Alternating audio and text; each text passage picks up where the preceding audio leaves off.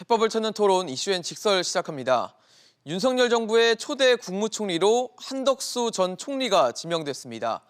윤 당선인은 조만간 장관 후보자들도 발표해서 인사를 마무리 짓겠다는 방침인데요.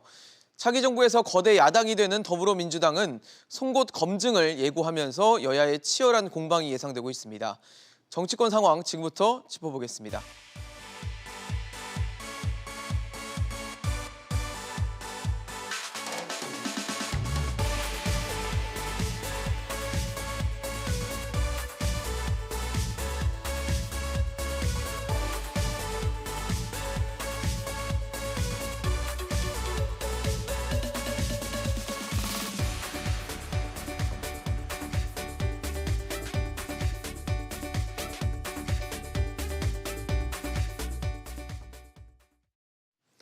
네, 오늘 함께해 주실 세 분 소개하겠습니다.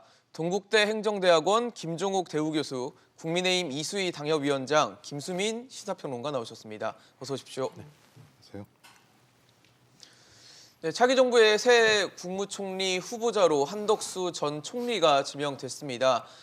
한덕수 후보자는 과거 김대중 정부 때는 통상교섭본부장 또 경제수석을 지냈고 또 노무현 정부 때는 국무총리까지도 지낸 인물인데 어떠세요, 교수님? 한덕수 후보자 사실 뭐 총리 후보군에 항상 거론이 됐던 인물이어서 뭐 예상됐던 바도 있겠지만 다시 이렇게 국무총리를 했던 인물을 다시금 아마 이 카드를 꺼낸 데는 이유가 있을 것 같거든요. 일단 뭐 총리는 국회에서 인준을 받아야 되는 상황이기 때문에 다 아시겠습니다만 민주당이 172석의 거대 의석을 가지고 있는 과반이죠. 정당이기 때문에 뭐 민주당이 여기에 대해서 수용하지 않게 되면 인준 절차가 상당히 난항을 겪을 수밖에 없는 상황이기 때문에 가장 좀 안전한 판단을 한 것 같아요. 호남 출신에다가 말씀하신 것처럼 노무현 정부 마지막 총리까지 했었기 때문에 그렇죠. 이런 측면이 하나 있는 것 같고요. 그러니까 안정적으로 청문회를 통과해서 국회에 인준받을 수 있는 인물이 누군가라고 하는 것이 가장 큰 첫 번째 기준이었던 것 같고요. 두 번째는 윤 당선인이 역대 당선인 중에서 지지율이 좀 가장 낮은 축에 지금 속해 있는 상황이에요. 지지율이요? 네, 그렇죠. 그러니까 이런 상황에서 본인이 어떤 개혁적 정책을 밀어붙이고 싶어도 상당히 국민의 둘로 갈라질 수밖에 없는 상황이기 때문에 총리 인준 같은 경우도 이렇게 통합형으로 갈 수밖에 없지 않았나 생각이 드는 것이고요. 또 하나는 만약에 정치인이나 좀 약간 강성인 총리를 만약에 임명을 하게 되면 정치보복 또는 문재인 정부 정책 뒤집기 아니냐 이런 좀 논란에도 휩싸일 수 있다는 생각이 드는 것이고요. 뭐니 해도 국민들 같은 경우는 여전히 민생 문제, 그럼요. 경제 문제에 집중하라는 얘기를 하고 있는 것이고 네. 당선인 스스로도 통합이라고 하는 명분을 제시했기 때문에 이 세 가지에 좀 적합한 인물로 총리를 지명한 것 같습니다. 하지만 총리가 얼마만큼 검증 과정에서 잘 버틸 수 있을지는 좀 지켜봐야 되겠죠. 네. 그렇겠죠. 검증을 거쳐야 되는 과정들이 필요할 텐데 어떠세요? 위원장님께서는 그래도 뭐 어떻게 이 상황들을 좀 보고 계신지 궁금합니다. 뭐 새롭다, 신선하다 이런 거는 아니더라도 무난하고 또 좀 중후한 느낌이라 그럴까요? 그다음에 전문성 느낌 이런 있다. 것은 네. 갖고 있는 것 같습니다. 네. 제일 중요한 거는 그 말씀하신 대로 지금 당선자에 대한 국정 지지, 국정 기대가 다른 이전에 비해서는 상당히 낮다는 거죠. 그런 것 중에 하나가 윤석열 당선자가 갖고 있는 이제 뭐 정치 경험이 짧다 보니까 그렇죠. 네. 외교, 국방, 경제 이런 거에 대해서 좀 우려하는 시각이 있는 그곳에 보완하는 역할로 지금 한덕수 그 지명자께서 뭐 적절하지 않느냐. 네, 뭐 그런 경제와 생각이 안보의 들고요. 적임자다라는 표현을 예. 썼거든요. 특히 경제 중에서 이제 국제통상이고 그렇죠. 그다음에 외교 주미대사도 쪽도. 했고 그렇죠. 했기 때문에 그런 면에서의 아주 적합한 인물이라는 생각이 들고요. 그리고 또 하나는 이제 말씀하신 대로 장관의 경우에는 인사청문회를 거치고 뭐 동의를 받지 못하더라도 동의가 필요 없는 거죠. 인사청문 보고서가 뭐 되지 않더라도 그냥 뭐 이런 게 많았잖아요. 문재인 그렇죠. 그 정권에서도. 예. 임명을 할 수가 있는데 총리의 경우에는 아예 헌법에서 국회의 의결을 거치게 되어 있기 때문에 그렇죠. 민주당의 협조를 얻을 수 있어야 되는 인물이다. 근데 지금 민주당의 경우에는 한덕수 지금 지명자께서 그 현직에서 나온 이후에 그 뭐 로펌에 대형 로펌에서 고문으로 일을 하셨다고 하더라고요. 그 문제에 좀 집중을 하지 않을까 싶은데 뭐 큰 틀에서 네. 한덕수 총리가 대과는 없지 않을까라고 기대를 합니다. 그렇죠. 말씀해주신 것처럼 그 사실 뭐 DJ 정부 그리고 또 참여정부에서도 직을 차지했었던 인물이기 때문에 아무래도 많은 분들이 뭐 통합형일 것이다 이런 얘기를 해주시는데 어떻게 보세요? 뭐 이념적으로 한덕수 전 국무총리를 통합형이라고 보기는 좀 어려울 것 같습니다. 그러니까 한덕수 전 총리가 노무현 정부 때 총리를 역임을 했었는데 했었죠. 당시의 기조는 한미 FTA를 추진한다거나 이럴 때의 노무현 정부, 그러니까 후기 노무현 정부 때였고 그렇죠. 예. 그 당시 노무현 정부 노선은 시장주의라고 볼 수가 있는 거거든요. 그렇게 진보적인 노선은 아니었었기 때문에 경제 관료라고 하는 고유의 배경에서 나오는 이념이라든지 이런 것들을 종합했을 때는 윤석열 당선인하고 크게 차이는 없는 시장주의 노선을 갖고 있는 그런 관료로 꼽힌다라고 볼 수 있겠습니다. 다만 통합이라는 얘기가 나오는 거는 어쨌든 여러 정부를 거치면서 경제 정책을 담당했던 관료 출신이라는 점하고 그다음에 고향이 전북 전주 전주죠. 호남 출신이다라고 예. 하는 이 점 때문에 좀 통합형이라는 얘기가 나오는 것 네네. 같고요. 그러면 이제 민주당의 어떤 그 인준 이런 것들을 좀 기대할 만한 거 아니냐 이렇게 얘기가 나올 수 있는데 일단은 민주당 입장에서는 노무현 정부 후기라고 하면 이미 예전 세월이 되어버렸습니다. 그래서 그 당시의 이념만 가지고 그냥 무사 통과시켜줄 확률은 낮다라고 볼 수가 있겠고요. 다만 어떤 특별한 도덕적인 문제가 없다면 네네. 관료 출신이기 때문에 국민들이 보기에 아니 그렇게 정파적인 인물이 아닌데도 왜 반대하는가? 반대를 위한 반대 아닌가 이렇게 생각할 수 있는 그렇죠. 거거든요. 네네. 그래서 도덕적, 윤리적인 그런 문제가 특별히 발견되지 않는다면 민주당 입장에서는 정치인 출신 장관, 아니 그 국무총리 후보자에 비해서는 네네. 한덕수 후보자를 인준해줄 확률이 좀 높기는 하다. 이렇게 또 전망을 해봅니다. 지금 뭐 저희가 화면에도 보여드렸지만 총리를 했다가 또 다시 총리를 다시 하는 경우들이 있었어요. 앞에 4번의 사례가 있었고 한덕수 지명자가 이제 5번째 자리를 차지할 것인가 또 관심을 갖고 있는 상황인데 말씀해주신 것처럼 총리 인준에는 이제 재적위원이 과반 출석을 해야 되고 또 출석한 의원에 또 과반이 또 찬성을 해야 되는 측면들이 있다 보니까 이제 차기 정부에서 야당이 되는 민주당의 동의 없이는 사실 굉장히 어려운 지점이 있어서 뭐 이제 어떻게 이 난관을 넘어갈 것인가도 관전 포인트긴 하지만 또 민주당이 어떻게 또 이걸 대응할 것인가 뭐 아까 말씀하신 것처럼 반대를 위한 반대로 비춰지면은 아무래도 지방선거도 앞두고 있고 이러기 때문에 반대로 역풍이 불 수 있다 뭐 이런 여러 가지 지적들이 있거든요. 어떻게 좀 나설 것으로 보세요? 그러니까 일단 검증이라고 하는 것이 이제 국민을 대신해서 하는 거기 때문에 그렇죠. 철저해야 된다는 생각. 그건 기본적인 원칙인 거죠. 기본이죠. 검증에 느슨할 수는 없는 것이고요. 네. 이제 뭐 제가 검증을 한다면 2007년까지 공직을 하셨기 때문에 한 15년 정도의 공백이 있는 거겠죠. 텀이 있어요. 예. 일단 그 과정상의 어떤 정책적 능력 자체가 어느 정도 됐는지에 대한 정책 검증이 필요할 것 같고요. 말씀하신 것처럼 도덕적인 부분도 분명히 거기에 대해서 검증을 해야 되겠죠. 근데 대부분 이제 공직자들이 그런 관리를 잘 해오셨기 때문에 큰 문제가 없겠습니다만 그렇다고 하더라도 여기서 철저한 검증이 필요한데 네. 민주당이 그런 철저한 검증을 한다라는 내용만으로 국민 여론과 부합하지 않는 방식의 어떤 검증으로 가는 건 제가 볼 때는 여론과 떨어지게 되면 민주당에게 좋을 건 없다는 생각이 분명히 들기 때문에 저는 철저히 검증하되 문제가 없다고 한다면 저는 깔끔하게 인준 절차를 통과시키는 것이 맞다라고 생각을 해요. 안 그러면 이거 지방선거를 위해서 소위 국무총리 인준을 발목 잡는 거 아니야? 이런 논란으로 그렇죠. 가게 되면 예. 상당히 문제가 있다는 생각이 드는 것이고요. 그러니까 제가 볼 때 국민 여론이 중요해요. 그러니까 국민 여론이 소위 윤 당선인과 허니문을 동의해 줄 것이냐 아니면 다시겠습니다만 초기부터 좀 불통 이미지가 있단 말이에요. 그랬을 때 안 되겠구나 좀 견제를 해야 되겠구나라고 하는 여론 저는 이런 국민적 여론에 따라서 민주당도 거기에 맞게 검증에 상식적으로 돌입해야 된다는 생각이 드는 것이고요. 네, 네. 그다음에 과거처럼 이제 민주당이 지금도 마찬가지입니다만 뭐 내로남불 또는 민주당이 결정하면 국민 여론과 다르더라도 그것을 밀어붙이는 모습 전 이런 것들은 좀 이제는 지양할 지양해야 필요가 있다는 생각이 들어서 저는 가장 핵심이 상식과 국민 여론이다. 저는 상식과 국민 여론이 동의하지 않으면 아니 뭐 한덕수 지금 지명자라고 하더라도 통과 못 시키는 거죠. 또 다른 사람이 왔다고 하더라도 국민이 오케이 하면 통과시키는 거죠. 저는 그런 원칙을 민주당이 가졌으면 좋겠습니다. 지금 김종욱 교수님 말씀을 들어보면 역시 민주당이 얼마나 국민의 뜻을 헤아리고 있는지가 굉장히 좀 중요할 것 같다는 생각이 듭니다. 근데 보통 이제 인사청문회는 두 가지지 않습니까? 도덕성하고 능력. 그렇죠. 근데 능력에 있어서 검증을 하겠다고 했을 때 윤석열 당선자의 그 우려스러운 분, 뭐 국민들 일부 국민들이 국민들께서 우려의 시선을 보내고 있는 그것을 지점들. 충분히 보완해 줄 수 있는 인물인지. 경륜과 능력을 갖고 있는 게 확인되는 자리가 될 수도 있거든요. 그러면은 민주당 입장에서는 전혀 득될 일이 없는 거죠. 그렇다 그러면 저는 또 그 도덕성 쪽으로 가고 또 하나는 그러면 또 하나가 고건 전 총리도 그러시지만 한덕수 지금 지정자의 경우를 진영을 넘나드는데 이것이 좀 뭐랄까 비판적인 건 아니죠. 전문성을 갖고 있고 경륜이 있기 때문에 진영을 떠나서 모시고 싶은 인물이었다는 점에서 이것은 이런 표현이 좀 그렇지만 간에 붙었다 쓸개 붙었다는 이런 느낌이 아니란 말이죠. 이 한덕수 지금 그 내정자의 부정적으로 경우에. 볼 사안은 아니라는 볼 사안은 말씀이신 아니라는 거죠. 거고요. 예.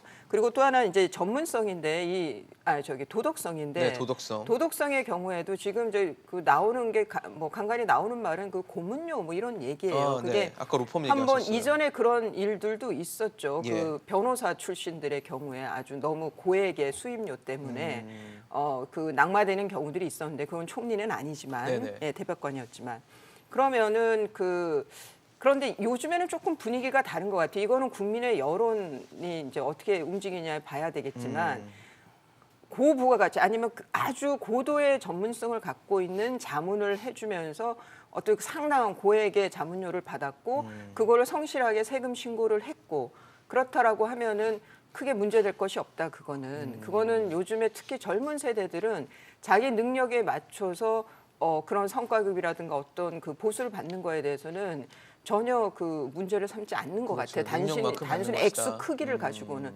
그런 면에서는 도덕성에 있어서도 대가는 없지 않을까라고 기대를 합니다.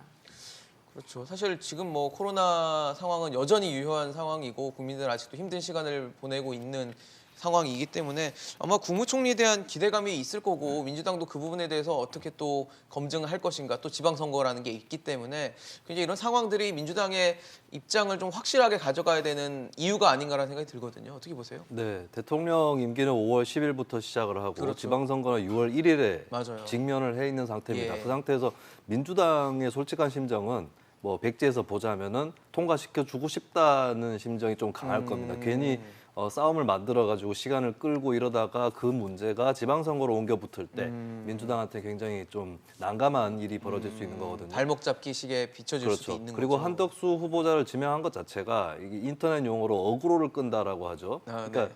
윤석열 당선인이 어그로를 끌 의사가 없다는 걸 보여준 거예요. 관료 출신의 무난해 보이는 인사를 임명을 한 것은 그렇다면 민주당 입장에서 이걸 굳이 네. 탈락 쪽으로 몰고 가는 그런 행위를 하고 싶지는 않을 것 같다는 생각입니다. 특히 이제 도덕성 문제에서 특별히 과오가 걸림이 없다라고 없다면, 했다면, 네. 그래서 도덕성 문제 정도만 이제 쟁점이 될 것 같고. 네. 도덕성 문제는 이게 제가 한덕수 후보자에 국한되는 게 아니라 앞으로 장관 후보자 청문회도 있을 텐데 저는 이번 정부, 그러니까 윤석열 정부에서는 조중동 데스노트가 유행을 할 것 같다는 느낌이 들어요. 어떻게 지난 해석을 정부에서는 해주시죠? 정의당 데스노트가 있지 않았습니까? 네. 그러니까 정의당 데스노트가 왜 역할이 컸냐면 민주당도 아니지만 국민의힘 쪽도 아닌 좀 다른 관점을 갖고 있는 정의당 쪽에서 이 후보자가 좀 문제가 있다, 부적격이다 싶은 많이들 탈락을 했거든요.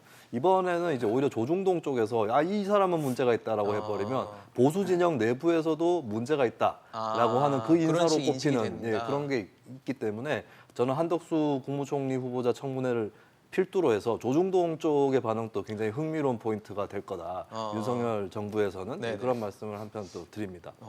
그 말씀 좀 기억해 놓겠습니다. 조중동에서 어떻게 또 얘기를 하는지 지켜보도록 할게요. 한덕수 후보자가 얘기했던 부분 중에 책임 총리 또 책임 장관제가 있어요. 사실 근데 매 정부가 들어설 때마다 책임 총리 하겠다, 책임을 총리들에게 많이 주고 어떤 권력 집중을 좀 분산시키겠다라는 얘기는 있었는데 지금까지 잘 돼 왔는지에 대해서 좀 의문이어서 이게 이번에는 좀 잘 될 수 있을지 좀 의문입니다. 또. 그러니까 제가 볼 때는 헌법에 합치하진 않아요. 책임 총리를 보장하지 않아요. 우리 헌법에는. 제 86조에 보면 국회 동의 얻어. 그러니까 국회가 견제를 하라고 하는 것이고 대통령이 임명하는 거예요. 네네네. 그다음에 대통령을 보좌해요. 총리는요. 그다음에 대통령의 명을 받아서 행정부를 통할하기 때문에 실제로 책임 총리라고 얘기하는 건 대통령의 의지의 문제다. 헌법적으로 작동하기 되게 어려워요. 그래서 하나의 모델은 있죠. 과거에 노무현 대통령 당시 이해찬 총리 같은 경우가 네네. 상당한 많은 권한을 갖고 행사할 수 있었던 배경은 뭐냐면 헌법에 보장된 게 아니라 대통령이 그런 의지를 가지고 일관되게 그것을 밀어주니까 가능했던 거거든요. 그렇다면 이번도 마찬가지입니다만 윤석열 당선인이 자, 그 정도의 의지를 가지고 일관되게 그것을 진행할 수 있을 것인가. 왜냐하면 다 아시겠습니다만 5년 단임제하에서 적어도 1, 2년 사이에 대통령의 권한은 막강해요. 이 막강한 권한은 다 대통령이 쏠릴 수밖에 없기 때문에 대통령의 권한을 나눈다고 얘기하게 되면 예, 예. 내부에서 상당히 많은 갈등들이 야기될 수 있을 것이고 잡음들도 분명히 있을 수 있어요. 저는 그런 측면에서 대통령의 의지가 가장 중요하다. 그리고 일관성이 중요하다라는 네네. 부분하고 두 번째는 대통령실의 규모와 역할을 줄일 수밖에 없어요. 뭐 그대로 가지고 있으면서 권한을 행사하지 않겠다고 얘기하면 말이 안 되는 맞는 상황이니까 거죠. 이 두 가지를 해야 되는데 저는 왜 이런 얘기를 하는지 잘 모르겠어요. 가장 근본적으로는 헌법을 개정해야 돼요. 그러니까 제가 볼 때 분권형 대통령제를 통해서 네네. 뭐 4년 중임을 하든지 대통령의 권한을 줄이지 않으면 항시라도 예를 들면 여론이 안 좋은 상황이면 책임 총리 할 수 있겠습니까? 대통령 보고 하라고 얘기하겠죠. 따지고 보면. 그러니까 뭐 말이나 의지로 될 만한 문제는 아니다라는 네, 말씀이신 그래서 거죠. 그러니까 적어도 대통령이 그런 의지를 가지고 잘 하시면 좋겠다라는 말씀, 그 생각은 들지만 궁극적으로는 대통령의 권한을 낮추는 제도적인 것들을 만들어 집어넣어 놔야 개입하지 된다. 않게 되면 제가 볼 때 이건 쉽지 않은 거다라는 생각이 들어서 뭐 윤석열 당선인이 이렇게 하시겠다고 하니 그렇죠. 뭐 국민들 입장에서는 좀 그렇게 좀 지켜볼 수밖에 없는 상황이다라는 생각이 듭니다. 그렇죠. 한덕수 총리 후보자도 지금 뭐 책임 총리에 대해서는 이제 청와대에 과도하게 집중된 권력을 좀 나누겠다라는 얘기를 했고 그 부분에 대해서 이제 윤석열 당선인과 어느 정도 공감대를 이뤘다라는 식으로 얘기했고 그 다음에 지금 집무실 이전하는 뭐 이런 것도 어떻게 보면 권한을 좀 분산시키고 집중된 권한을 나누자는 의미가 있기 때문에 기대감은 있는데 가장 중요한 건 역시 구현을 해내느냐인 것 같습니다. 그러니까 윤석열 당선자의 경우에는 죄송합니다. 네. 윤석열 당선자의 경우에 자기만의 브랜드가 있어야 돼요. 이 정권의 브랜드가. 브랜드. 예. 근데 지금 윤 당선자께서 하시는 말씀을 보면은 윤석열의 브랜드는 탈권위. 네. 그거는 이제 노무현 전 대통령 때도 그것이 이제 시대 과제였었고 맞아요. 그 노무현 정권 때 저는 그걸 특히 이제 사법부에서 재판에서도 예. 그걸 느꼈는데 예를 말씀을 드리면 이전에는 제가 재판을 들어갔어요. 변호사로 재판을 네네. 들어가도 당사자들이 상당히 그 자기 목소리를 못 냈어요. 그런데 노무현 대통령이 되고 나서 그게 그 많이 그냥 순식간에 바뀌었다 이런 그래요? 말들을 하셨거든요. 그러니까 그게 어떤 대통령이 와서 어떤 문화를 만드냐에 따라서 그것이 굉장히 빠른 시간에 바뀔 수가 있어요. 그런 문화도. 그런 면에서의 저는 윤석열 브랜드는 탈권위 그리고 또 하나는 이제 그 대통령실 집무실에서 네. 그 1층에 기자실을 두고 늘 소통하겠다는 거 아니에요? 네네. 그런 거. 그렇죠. 그리고 또 하나는 제왕적 대통령제에서의 대통령 청와대의 권한을 상당히 내려놓은 그것이 윤석열 정권의 브랜드가 될 수 있고 그것이 나중에 공적이 될 수 있다라고 생각을 합니다. 그리고 네. 그것을 지향을 할 거고요. 네. 그러면 말씀하신 대로 구현하기 위해서는 첫 번째는 이제 책임 총리제. 네네. 지금 헌법 하에서 지금 헌법 하에서 책임 총리제를 한다면 한덕수 총리가 되시면 장관 임명에 있어서 의견을 듣고 그리고 그 한덕수 총리가 그 각 장관을 네. 통과를 내각을 하는데 꾸려나가는데. 예, 그런 데 있어서 의견을 많이 존중을 해주는 거죠. 그런데 지금 YS와 이해창 그 총리의 관계의 경우에는 이해창 당시 총리는 정치적 꿈이 있었단 말이에요. 예, 그런 상황인데 한덕수 내정자의 총리의 경우에는 후보자는. 그거는 아니잖아요. 그렇죠. 그러면은 충분히 지금 윤 당선자와 호흡을 맞춰가면서 그러니까 그 한덕수 총리가 고난과 힘을 갖더라도 굳이 견제할 필요가 없는 거죠. 다른 사람들이. 그런 면에서 저는 윤 당선자가 말하는 이 책임 총리제가 이런 조건이라면 환경이라면 저는 가능하지 가능할 않을까라고 것이다. 생각합니다. 어떠세요, 평론가님? 네. 어떻게 보세요? 책임 총리라고 하는 거는 엄밀하게 말했을 때는 국회에서 추천을 하는 정도의 수준은 되어야 책임 총리라고 얘기를 할 수 있을 겁니다. 그렇게 국회에서 추천된 총리여야 대통령이 함부로 해임을 한다거나 네네. 권한을 무시할 남용하지 수 않을 수 없기 있다. 때문에 그래서 아직까지는 책임 총리제라고 엄밀한 의미에서 말하기는 좀 이르다는 생각이 들고요. 그 상대적으로 역대 정부에서 책임 총리에 가깝게 운영된 사례들을 보면 크게 두 가지 사례인 것 같아요. 첫 번째는 김대중 정부 때 김종필 총리 사례고 네. 두 번째가 아까 얘기 나왔던 노무현 정부 때 이해찬 총리 사례인데 사실 그 두 총리는 다들 정치인 출신이었습니다. 그렇죠. 그리고 예. 여권, 여당에서 받쳐주는 총리들이었거든요. 그 총리들 말고도 여러 이제 강요들이 당에서 배출된 그런 강요들이었는데 네. 근데 한덕수 후보자 같은 경우는 정치인은 아닌 것이고 그리고 지금 보니까 여러 부처의 장관 후보자들로 하마평에 나오시는 분들이 예. 상당수가 관료나 교수 출신들이세요. 그리고 문재인 정부에 비하면 확연히 정치인 출신, 의원 출신 장관의 수는 적어질 것으로 보여지거든요. 근데 그런 부분들이 과연 스스로 관료나 교수 출신 스스로가 어떻게 권한을 획득해서 강력하게 좀 리드해 나갈 수 있는 요건이 될 것이냐, 그 부분은 조금 회의적이다 아직까지는.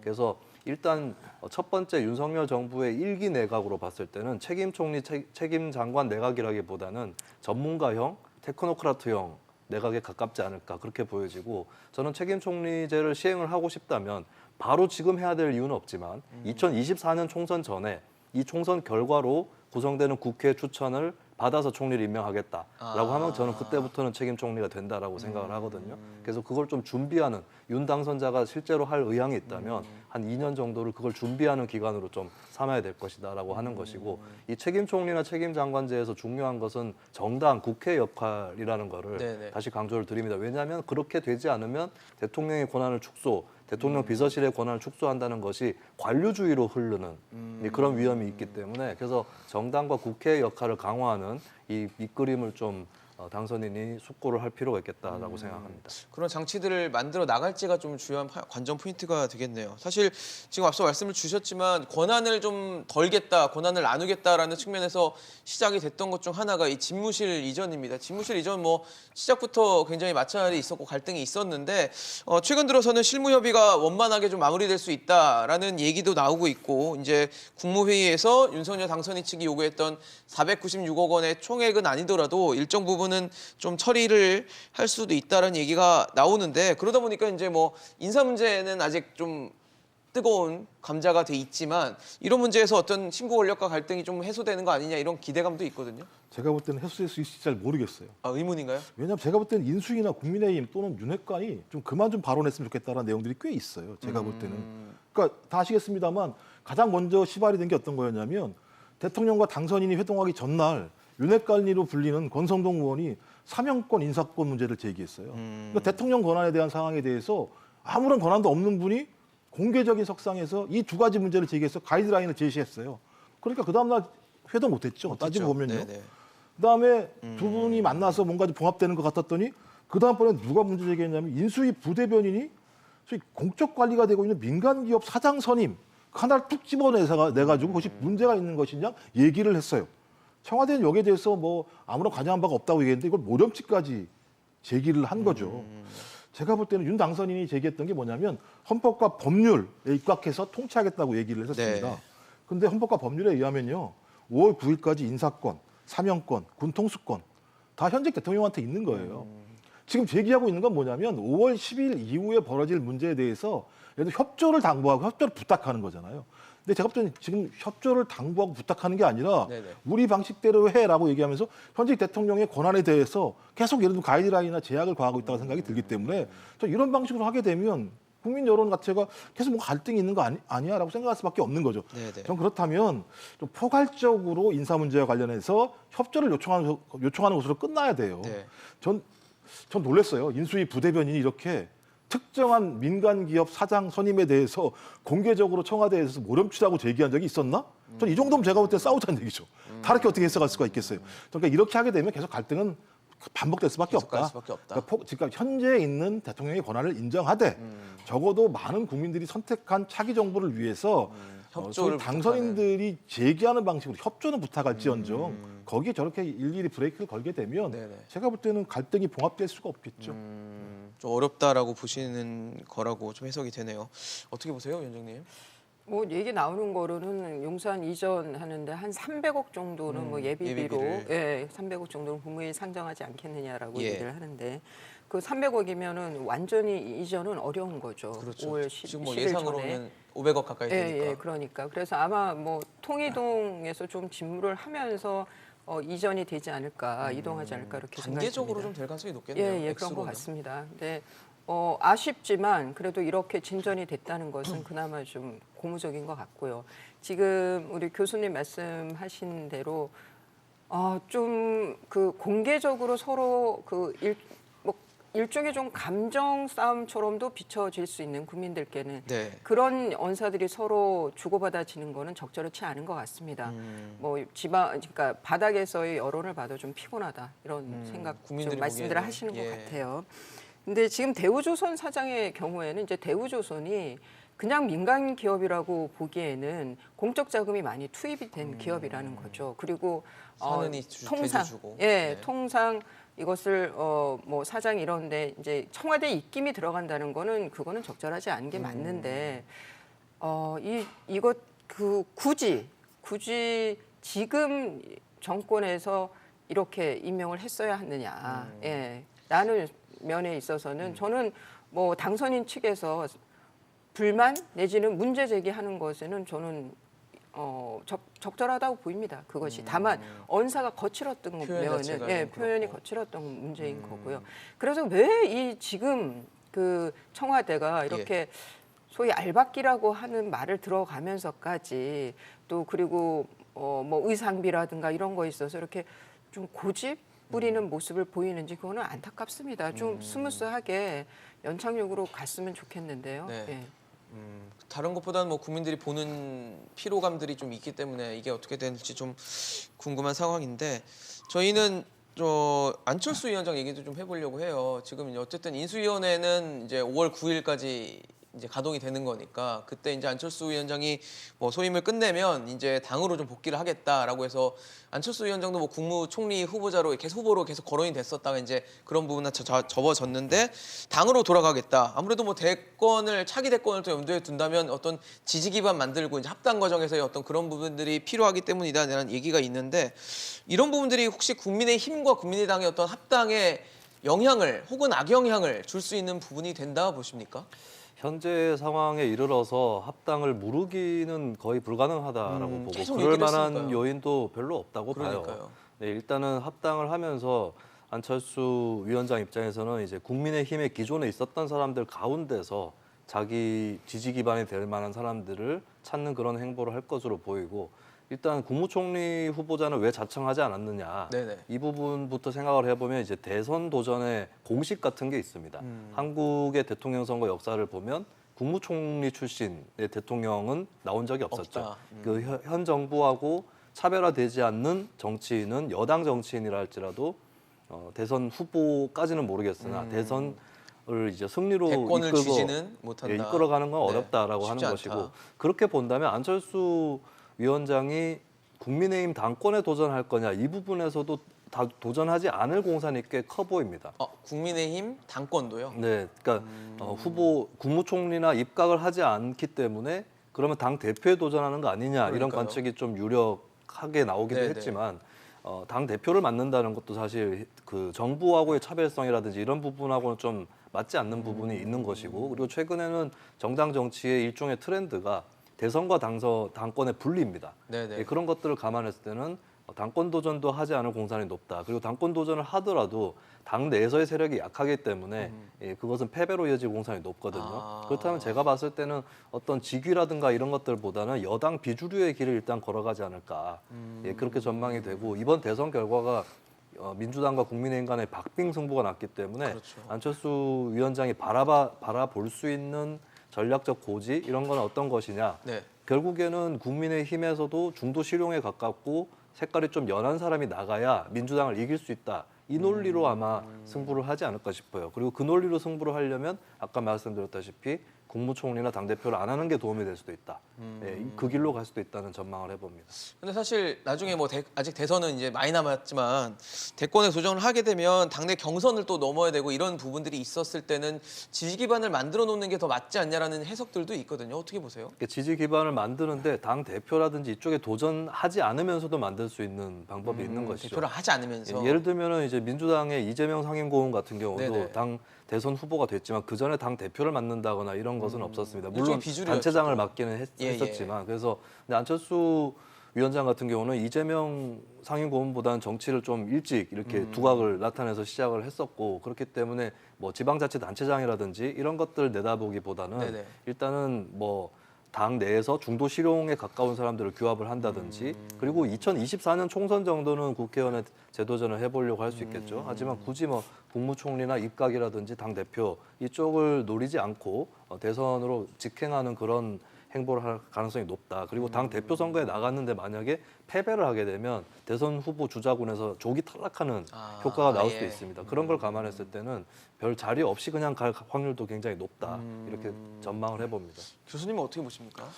저는 좀 생각이 좀 약간 다른데 네네. 한 번은 돌파해야 되는 거 아니야? 이런 생각이 있어요. 그러니까, 당을요? 예, 그러니까 안철수 인수위원장 같은 경우가 뭐 아주 젊은 나이부터 정치를 시작해서 훅 올라온 분이지만 당과 관련해서는 합당, 뭐 분당 이런 거 계속 하셨는데 성공한 사례가 별로 없어요. 지금. 대부분 다. 이제 제가 볼 때는 그야말로 한 번 정도 기회가 왔다는 생각이 드는 것이고요. 그래서 본인이 대통령이 될 수 있는 가장 적합한 길을 선택했다고 저는 생각해요. 인수위원장 한 다음에 총리를 하게 되면 이미 인준 과정에서 상당히 많은 부분 같은 게 공격을 당할 수밖에 없는 측면들이 분명히 있고요. 또 하나는 지방선거가 되게 중요합니다. 네네. 지금부터 국민의힘에서 자활적이죠. 왜냐하면 지난 지방선거에서 거의 전패하는 상황이 벌어졌기 때문에 그래서 이 지방선거에서 나름대로 의미 있는 역할을 좀 하고 난 다음에 내년에 당대표 선거가 있으니까 거기서 당대표에 나서서 본인의 능력으로 당대표가 되고 거기서 공천권을 가지면서 2024년 국회의원 네. 선거에서 자기 조직과 총선에서. 세력들을 확보하는 방식들로 갈 필요가 있지 않을까 생각이 드는 것이고요. 저는 그렇게 하지 않는다. 왜냐하면 안철수 인수위원장은 국민들이 다 알아요. 인지도는 거의 갑이에요. 그렇죠. 인지도는. 근데 문제는 본인의 능력을 제대로 보여준 적이 없어요. 그러니까 그 능력 어떻게 보여줄 것이냐.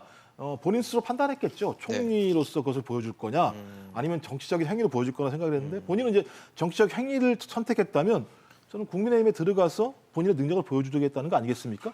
저는 그렇다면 본인의 능력이라고 하는 것이 적어도 당대표가 되고 국회의원 선거에서 승리를 만들어낼 수 있는 사람이 된다고 얘기하면 저는 국민의힘에 안착할 수 있는 거겠죠. 저는 국민의힘에 안착하지 않고 소위 이번에 윤석열 당선인 같이 혜성처럼 등장해서 성공할 수 있는 사례는 앞으로는 그렇게 쉽지 않을 거라는 생각이 들기 때문에 저는 그런 측면에서 본인은 그런 길을 갈 거라는 생각이 드는 것이고요. 네. 저는 그게 좀 맞지 않을까 저는 개인적으로 생각을 합니다. 어떠세요? 너무 상반된 입장이시거든요. 이게 현실적으로 생각할 수밖에 없는 거예요. 네, 왜냐하면 이제 대선으로 나가고 싶을 텐데 예. 그러려면 우선 지금 국민의힘에 그대로 간다면 네. 국민의힘 안에서 본인이 경선에서 이겨야 된단 그러니까요. 말이에요. 그러면은 당내 지지 기반이 있어야 되는데 이 당내 지지 기반의 경우에 이제 그 이준석 대표의 경우에는 외부의 그 민심이 특히 젊은 층의 그 여론이 그 반영이 됐다. 당심까지도 끌어간 케이스란 말이에요, 경우. 그런데 안철수 지금 그 인수위원장의 인수위원장. 경우에 그 케이스를 갈 수가 있을까라고 봐야 되는 거예요. 근데 그 케이스로 갈 수 있도록 본인이 굉장히 노력을 해야 된다고 봐요. 왜냐하면 지금 다음 대선이 2027년이에요. 그렇죠. 그러면은 경선은 2026년에 있단 말이에요. 근데 그 경선에서의 당협위원장, 그러니까 뭐 원내는 국회의원이고 원내는 당협위원장으로 네네. 부르는데 그 사람들을 얼마나 자기가 갖고 있느냐에 따라서 당내 경선에서의 그 우위가 정해지는 거예요. 입지를 어떻게 다지느냐. 예, 그러면은 그 뭐 원내 의원들하고 당협위원장의 경우에는 공천이란 말이죠. 네. 공천, 2024년에 공천. 그럼 그 공천권을 누가 갖게 되느냐? 내년 전당대회 지도부가 그거를 가질 갖게 확률이 높아지는 그렇겠네요. 거죠. 아무리 뭐 경선을 치르고 뭘 한다고 하더라도 지도부의 입김이라는 게 있는 거니까.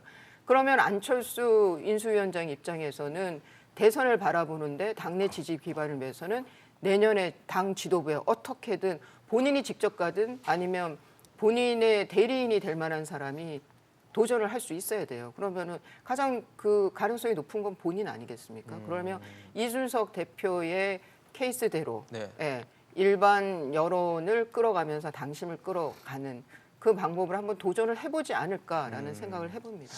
네, 아마 뭐 안철수 인수위원장의 머리가 제일 복잡할 것 같아요. 앞으로의 행보가 참 쉽지 않을 것 같다는 생각이 들면서 이 위기를 잘 넘어서면 또 나중에 대권 주자로서 또 떠오르지 않을까라는 전망도 나오는 상황입니다.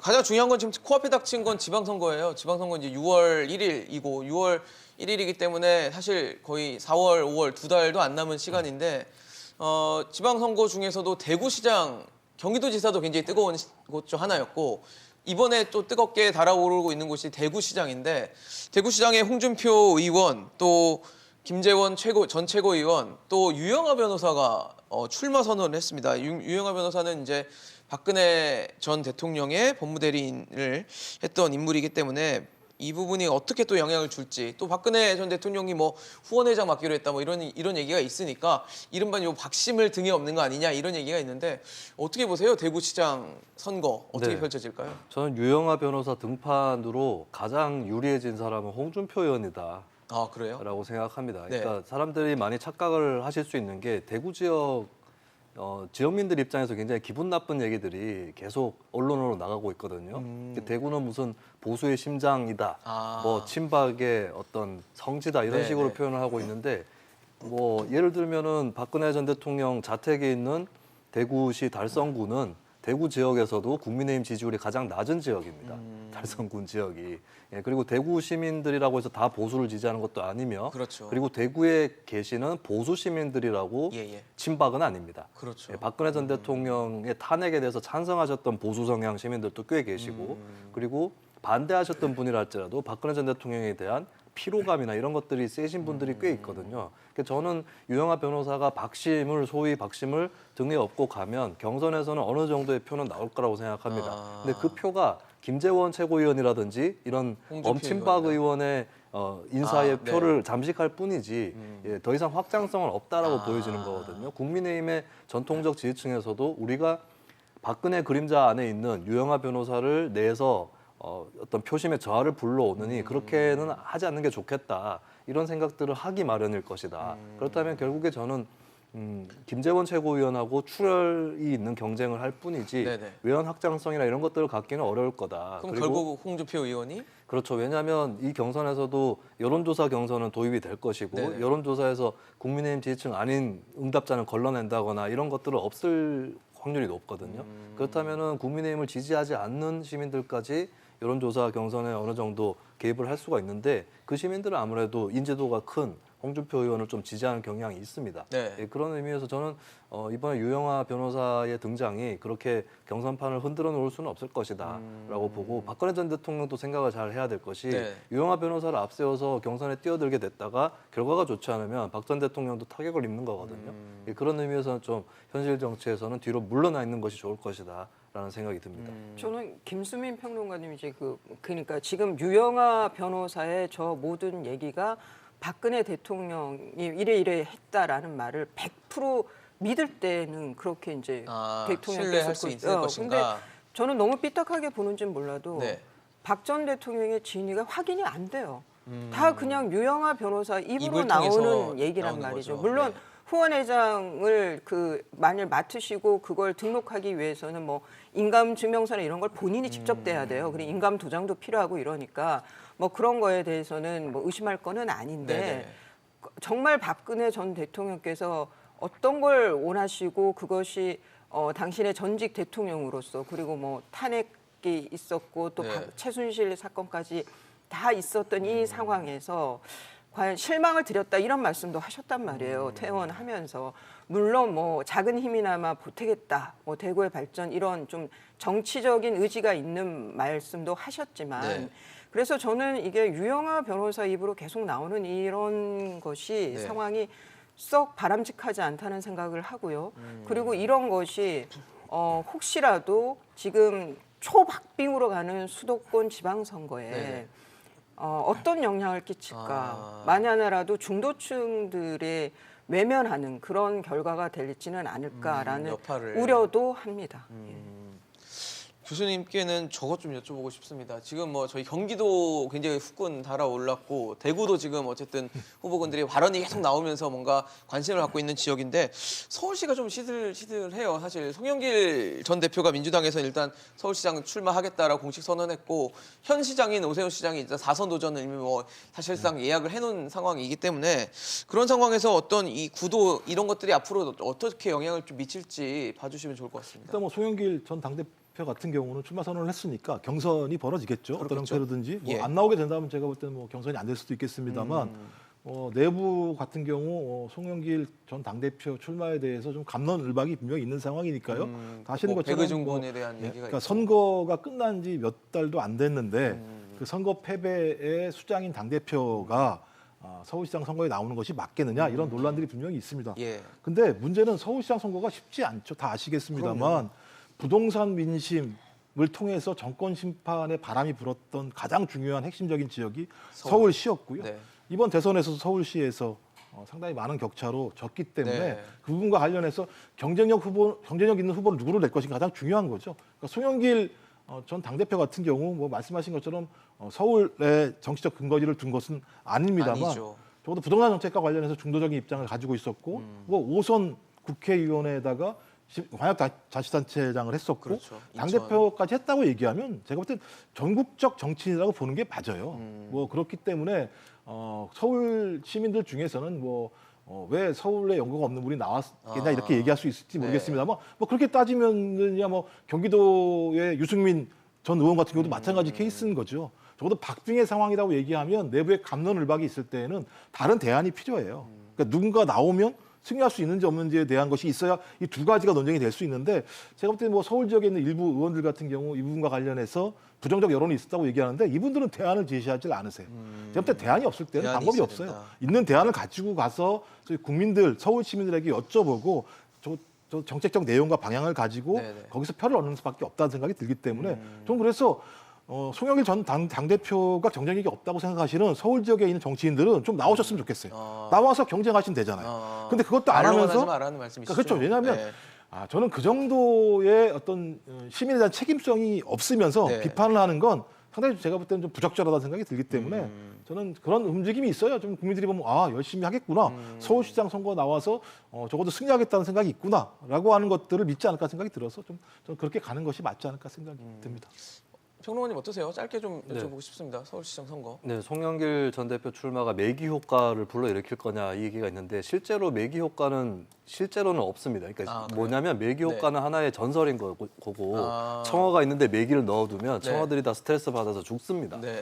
그래서 그런 활발해지지 않는군요. 그러니까 신화 속의 매기가 될 건지 아니면은 진짜로 현실 속의 매기가 될 건지 이게 좀 다른 것이고 그 말은 뭐냐 이 결국에 송영길 전 대표하고 누가 경쟁할 거냐가 중요한 거예요. 그러니까 누가 후보가 되든 간에 경선에 흥행이 있어야 되고 드라마틱하게 끝나야 되는 거거든요. 그렇다면은 누가 라이벌로 나올 것이냐 이 문제가 있는 것이고 네. 그리고 제가 알기로는 좀 민주당 소속 기초의원들이나 지방의원들이 송영길 전 대표를 꺼려하는 게 있습니다. 그러니까 집권 여당의 대표였다는 상징성이 있기 때문에 부동산 민심을 다시 자극할 우려가 있다거나 이런 부분이 있기 때문에 제 개인적인 소견은 민주당에서 좀 새로운 후보, 그 비주류 이미지를 갖고 있는 후보를 내는 것이 더 도움이 될 텐데 어쨌든 그런 후보가 나와서 송영길 전 대표와 경쟁을 제대로 경선을 한다면 해서, 네. 누가 이기든 간에 어느 정도 경선 효과는 있을 것이다 이렇게 봅니다. 알겠습니다.